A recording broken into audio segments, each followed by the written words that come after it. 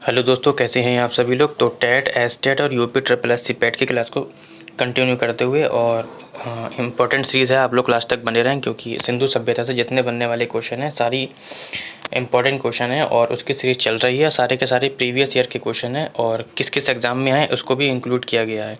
तो आप लोग जिन्होंने पुरानी क्लासेस नहीं देखी सिंधु सभ्यता से, तो उसकी प्लेलिस्ट तैयार कर दी गई है। तो आप लोग वहां से जाकर सिंधु सभ्यता से बनने वाले जितने भी क्वेश्चन हैं सीरीज़ देख सकते हैं और सबकी पीडीएफ को प्राप्त करने के लिए आप हमारा टेलीग्राम चैनल ज्वाइन कर सकते हैं, जिसका लिंक डिस्क्रिप्शन में दे दिया है। तो क्वेश्चन को शुरू करते हैं। देखो, इस तरीके से ये मैंने मेंशन कर दिया गया है कि कौन से एग्ज़ाम में कौन सा क्वेश्चन पूछा गया है। ठीक है, तो आप लोग क्लास तक ज़रूर बने रहें, काफ़ी इंपॉर्टेंट सीरीज़ होने वाली है एग्ज़ाम के पॉइंट ऑफ व्यू से। तो क्वेश्चन नंबर 61 कहता है कि निम्नलिखित में से किस धातु की जानकारी सिंधु घाटी के लोगों को नहीं थी। कहता है कि टिन की जानकारी नहीं थी, तांबे की नहीं थी, लोहे की नहीं थी, सीसा की नहीं थी। तो किसकी नहीं थी, पहले भी मैं बता चुका हूँ, लोहे की नहीं थी। ठीक है, आरआरबी में पूछा गया था ये। क्वेश्चन नंबर 62 CDS में पूछा गया। देखो, CDS बड़ा एग्जाम होता है, उसमें पूछा गया था टायर 1 में। कहता है सिंधु सभ्यता के निम्नलिखित शहरों में से कौन सा एक जल प्रबंधन के लिए जाना जाता था। कहता है लोथल जाना जाता था, मोहनजोदड़ो जाना जाता था, हड़प्पा या धोलावीरा जाना जाता था। तो जल के लिए कौन सा जाना जाता था, आपका धोलावीरा जाना जाता था। ठीक है, आगे बढ़ते हैं क्वेश्चन नंबर 63 की ओर। ये भी आपका CDS में पूछा गया है और CDS के टायर 2 एग्जाम में पूछा गया था। कहता है हड़प्पा के शहरों के संबंध में निम्नलिखित कथनों पर विचार कीजिए।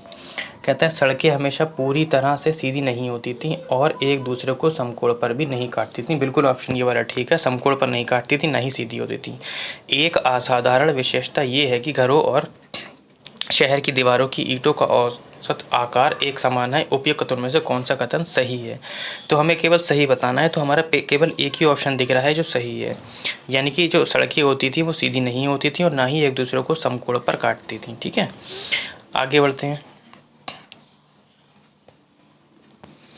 क्वेश्चन नंबर 64 की ओर, जो कि आरआरबी टीसी में पूछा गया है। आपका सवाल कहता है कि सिंधु घाटी सभ्यता किसके लिए प्रसिद्ध थी। कहता है सुनियोजित शहर के लिए थी, कुशल नागरिक संगठन के लिए थी, कला एवं वास्तुकला के लिए, या उपयुक्त सभी। तो सिंधु घाटी सभ्यता किसके लिए प्रसिद्ध थी, ये थी आपकी सुनियोजित शहर के लिए प्रसिद्ध थी। ऑप्शन नंबर 1 हो जाएगा। ठीक है, आगे बढ़ते हैं क्वेश्चन नंबर 65 की ओर। ये भी आपका आरआरबी जूनियर क्लर्क में पूछा गया था, प्रथम पाली में। सारा कुछ मेंशन किया गया है और आप लोग लास्ट तक ज़रूर बने रहें।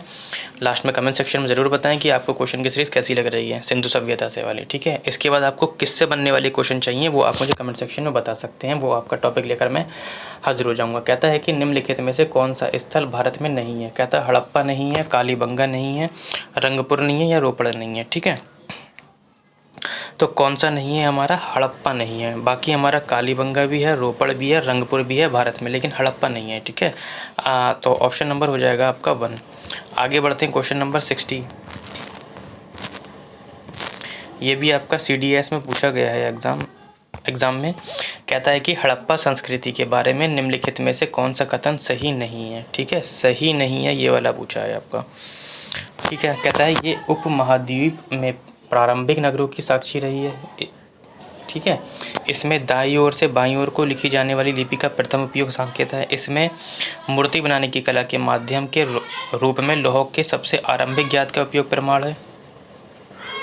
चौथा ऑप्शन कहता है कि इसमें मूर्ति बनाने की कला के एक माध्यम के रूप में पत्थर के सबसे आरंभिक ज्ञात का उपयोग प्रमाण मिलता है। तो कह रहा है कौन सा नहीं है ये बताना है आपको। समझ गए होगे अभी मेरे पढ़ने पे, क्योंकि काफ़ी बार मैं रिवीजन भी हो चुके हैं क्वेश्चन के, आपके रिपीट भी हो रहे हैं। कहता है ये उपमहाद्वीप में प्रारंभिक नगरों की साक्षी रही है। बिल्कुल ये ऑप्शन आपका ठीक है। इसमें दाईं ओर से बाईं ओर को लिखी जाने वाली लिपि के प्रथम उपयोग का संकेत है। बिल्कुल ठीक है आपका। कहता है इसमें मूर्ति बनाने की कला के एक माध्यम के रूप में लौह के सबसे आरंभिक। मैंने बताया था लौह का तो साक्ष्य मिला ही नहीं था, तो जब मिला ही नहीं था तो ये वाला ऑप्शन गलत हो जाएगा। ठीक है, यही वाला पूछा था हमसे। कहता है इसमें मूर्ति बनाने की कला के एक माध्यम के लिए पत्थर का आरंभिक प्रयोग। बिल्कुल ये वाला भी ऑप्शन ठीक है, लेकिन आपका 3 वाला ऑप्शन गलत हो जाएगा, क्योंकि हमें लोहे का साक्ष्य मिला ही नहीं था तो हम उपयोग कैसे करते उसका, तो ये इसकी वजह से गलत हो जाएगा। ठीक है, आगे बढ़ते हैं क्वेश्चन नंबर 67 की ओर। कहता है सिंधु घाटी के लोगों की मुहर में किस भगवान की प्रकृति का मुद्रण मिला था। कहता है अग्नि की, इंद्र की, वरुण की या पशुपति की? ठीक है, तो किसकी मिली थी बेटा? पशुपति की मिली थी। किसकी? पशुपति की। ऑप्शन नंबर 4 हो जाएगा। ठीक है, आगे बढ़ते हैं क्वेश्चन नंबर 68 की ओर। आरआरबी पे कोलकाता रेलवे ग्रुप डी में पूछा गया था। कहता है हड़प्पा की खुदाइयों में प्राप्त नृत्य मुद्रा में लड़की की विख्यात आकृति इनमें से किसकी बनी हुई थी? कहता है टेराकोटा की बनी हुई थी, कांस्य की बनी हुई थी, स्टीटाइट की बनी थी या लाल चूना पत्थर की बनी हुई थी? तो किसकी बनी हुई थी? कांस्य की बनी हुई थी। किसकी?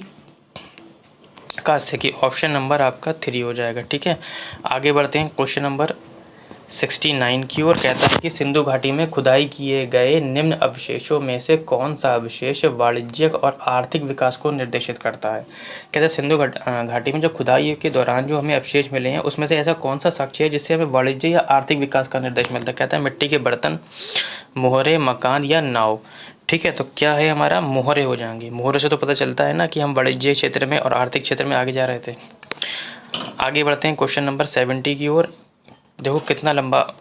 आरआरसी ग्रुप डी में पूछा गया, DSSB PGT भी और इतिहास में पूछा गया, और DSSB मैटून व वाल्डर में पूछा गया। कितनी बार पूछा गया क्वेश्चन, काफ़ी इंपॉर्टेंट है। कहता है सिंधु सभ्यता का स्थल हड़प्पा किस नदी के किनारे है? कई बार मैं क्वेश्चन रिपीट कर चुका हूँ और अलग अलग चेहरा बदला हुआ था इसका। रावी, घग्गर, सिंधु या लूनी? तो कहाँ पे पहुँच जाएंगे हम? रावी पे पहुँच जाएंगे। कहाँ पर?